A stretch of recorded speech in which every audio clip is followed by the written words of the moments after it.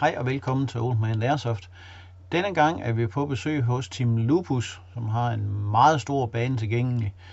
Og i første omgang, der spiller vi et spil omkring bakken, hvor vi skal forsvare bakken, og 5 modstandere skal prøve at indtage den. Jeg ligger heroppe på kanten af bakken lidt fremskudt, så jeg har et godt udsyn på dem, der kommer fra vest. Og jeg er heldig forholdsvis tidligere at få øje på fjenden, der kommer op mellem træerne, og faktisk også få beskudt fjenden, inden de når at løsne skud mod mig. Fjenden er på bakken, kommer ind imod mig fra vest.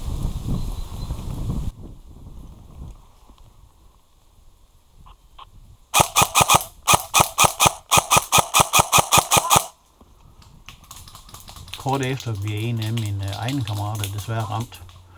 Og eftersom vi spiller med medic, prøver jeg at se, om jeg kan komme ned til ham og genopleve ham. Desværre, for det eneste jeg får ud af det, det er at selv blive ramt lige det, når jeg ned til ham. Og desværre så bliver de resterende 3 af vores kammerater skudt ned sådan i rimelig kort tid efter. Så man må ikke ligefrem sige det her, det var en ubetinget succes. Vi kunne i hvert fald ikke holde bakken. I næste spil er rollerne så byttet om, og det er os, der skal prøve at indtage bakken. Og her prøver vi at gå sydom og gå den vej ind igennem skoven der for at overraske dem.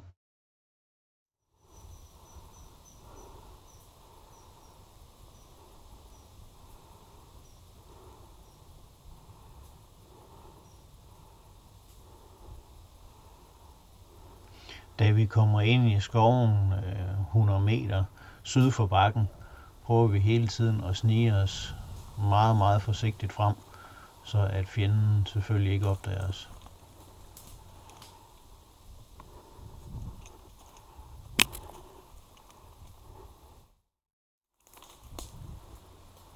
Nu prøver vi på at komme i position, men desværre så har fjenden fået spottet os, før vi får øje på dem, så det er rimelig hurtigt, at flere af os bliver ramt.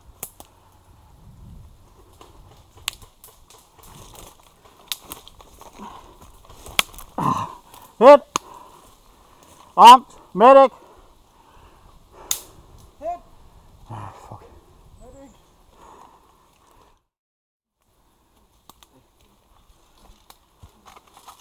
Medic! Som sagt spiller vi med medic, og når medic er hos en, skal man tælle til 60, før man må genoptage spillet. 58, 59, 60.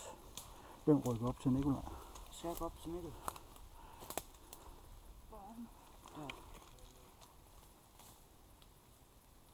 Vi skal hæne op og genopleve ham i hvert fald. Vi får faktisk genoplevet de fleste fra vores hold, men desværre så har fjenden fuldstændig styr på, hvor vi er, og vi bliver hurtigt skudt igen. Hit! Medic!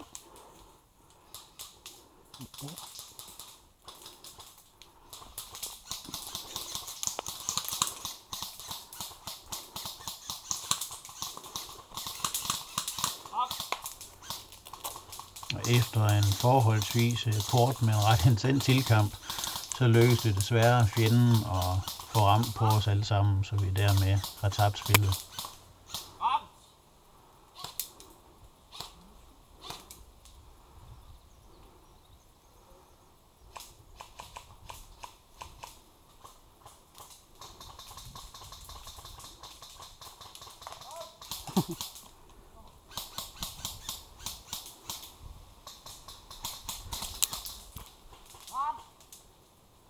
Og det er alle 5.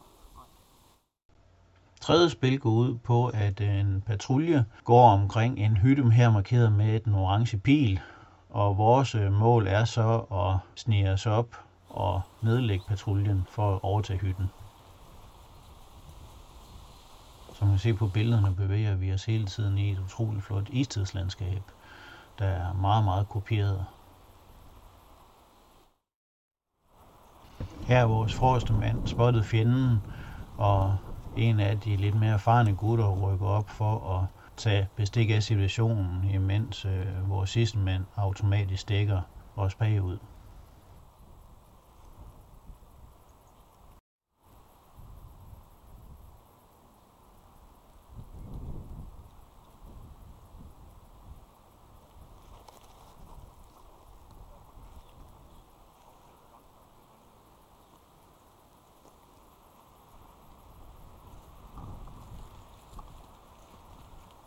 bliver spottet, så vi tager op til. Da vi bliver spottet, er vi nødt til at lægge ruten om og vælge her og gå op langs træerne og ned til granplantagen igen, for herefter at prøve at rykke frem neden om granplantagen, neden om rækkerne og komme op imellem.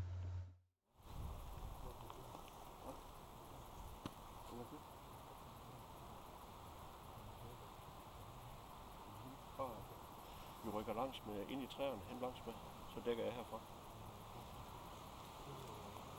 Vi rykker langs med træerne helt op imod, så dækker Preben skifter. Her gør vi så klar til at rykke op mod fjenden, imens vi har en stående på hjørnet til at dække os.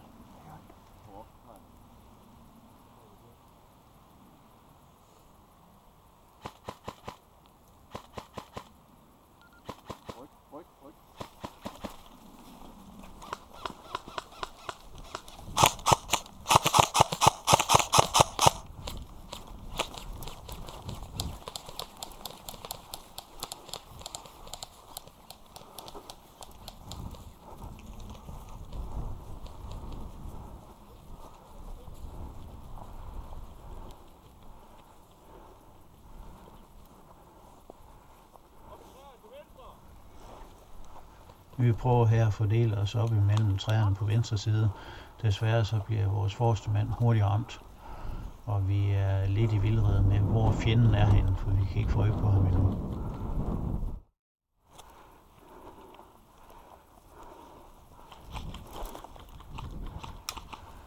Jeg prøver her at komme længere ind imellem træerne og få ramt på fjenden, men det er desværre selv hurtigt skudt.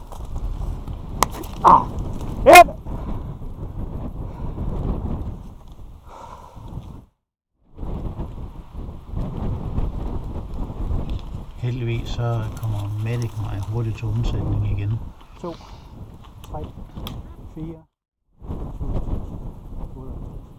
54.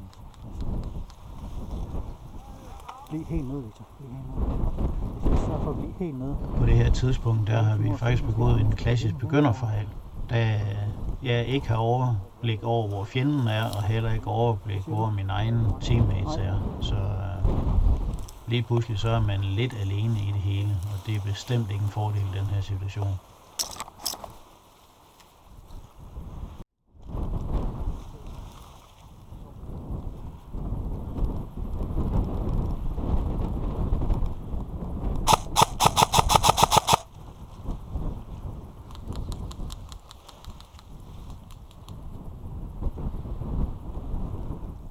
Jeg tror, han rykker tilbage. Her når jeg lige nøjagtigt at reagere på, at jeg spotter fjenden ud af højre øjenkrog. Kort efter så bliver jeg så selv ramt, da jeg samtidig jo afslører min egen position. Ramt! Det var så, jeg blev skudt mig bagfra.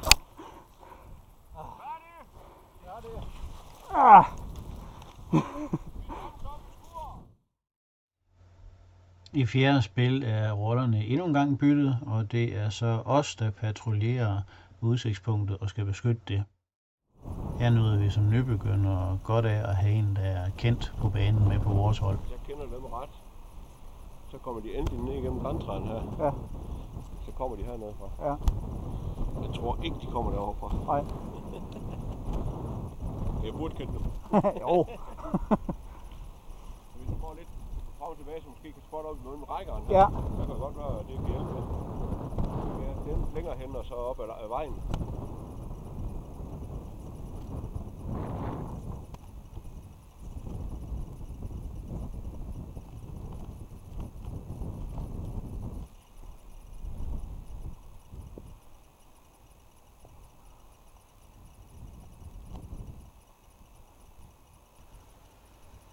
Og der går heller ikke lang tid før, at de første træfninger imellem græntræerne de kommer.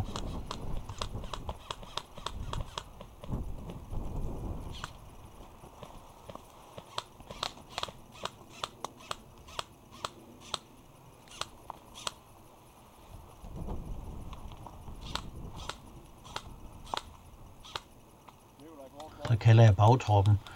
Det vil sige, det er de to, der har rekognosceret mod øst, for at prøve at få dem med op og støtte os i og besvare ilden fra modstanderen. Jeg ligger i rækken bag ved Preben og Nikolaj.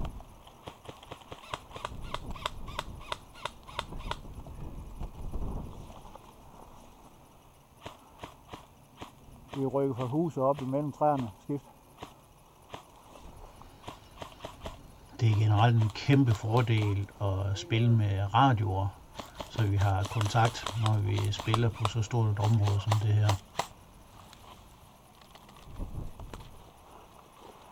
Vi rykker op mellem træerne. Skift. Det er modtaget.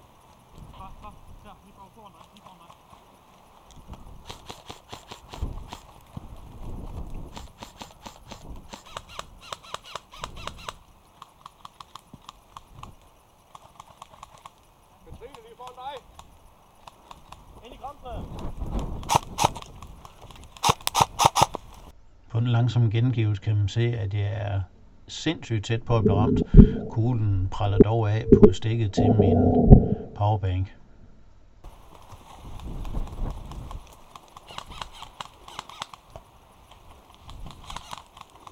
Der er også længere ude.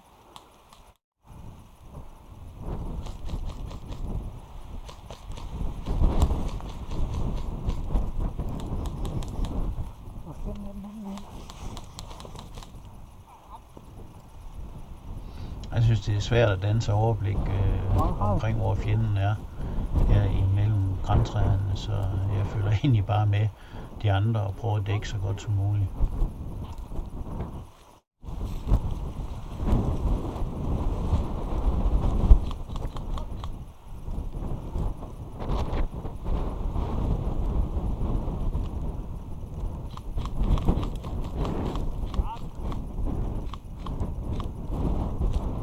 Det lykkedes os at nedkæmpe alle på fjendens hold, og dermed beskytte huset og vinde runden.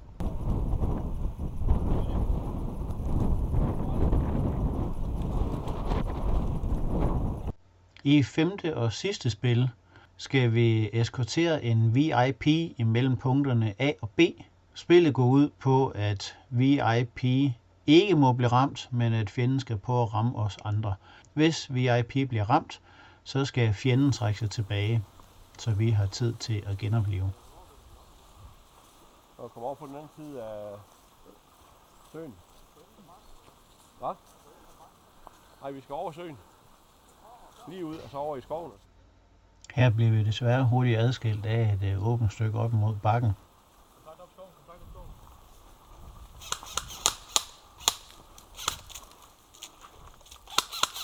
er godt spottet. Ja, det er. Desværre en af vores spillere bliver ramt, og vi skal prøve at få hende over i dækket nu, så vi kan få hende Bare genoplevet. hive hende herover. Ja. Jeg dykker mig bare her. Ja. Får en af jer over. Jeg kan ikke se nogen deroppe. Er I klar? Bare dække op i skoven. Nu.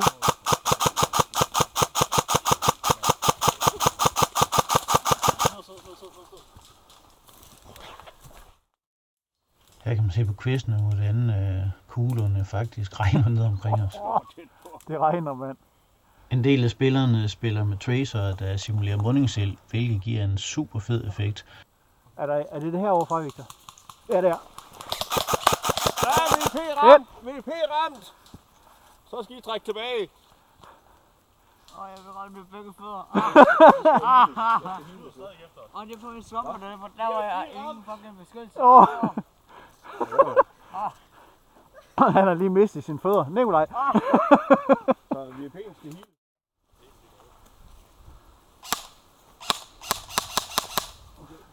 Fanden, ser du nogen? Her trækker vi så tilbage igen imod punkt A og skal sørge for at komme helskindet omkring hjørnet, så vi ikke bliver skudt op for bakken igen. Hvordan dækker vi så de to? Så videre. Tilbage. Løb!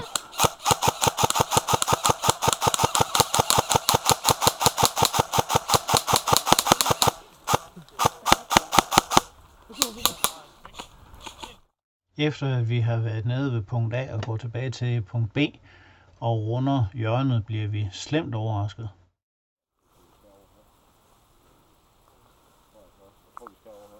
Okay.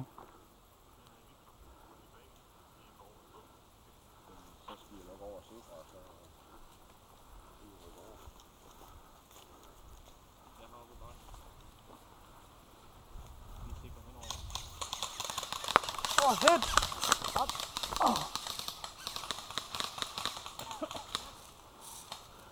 Vi bliver fuldstændig overrumlet af fjenden, der ligger over på den anden side af søen.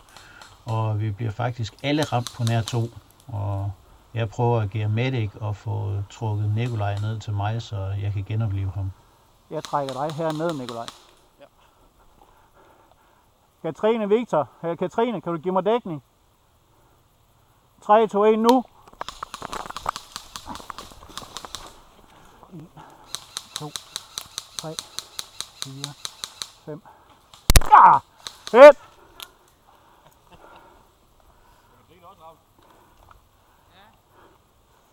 Alle døde. Alle døde. Tusind tak til Team Lupus for en begivenhedsrig og lærerig dag. Tak til jer seere. I er som altid velkommen til at like og abonnere på kanalen, og vi ses forhåbentlig en anden gang.